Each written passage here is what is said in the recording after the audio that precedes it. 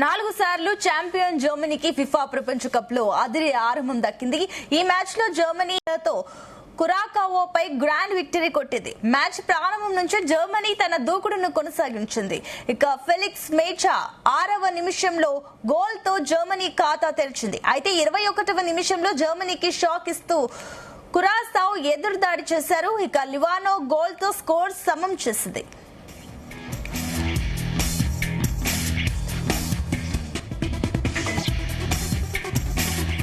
Match లో జర్మనీదే పూర్తి ఆధిపత్యం కొనసాగింది. 38వ నిమిషంలో నికో స్టార్టర్ బేక్, 45వ నిమిషంలో హై హావర్డ్స్, 47వ నిమిషంలో జమాల్ వరుసగా గోల్స్ కొట్టాడు. ఇక సెకండ్ హాఫ్ లో జర్మనీ మరింత దూకుడు కొనసాగించింది.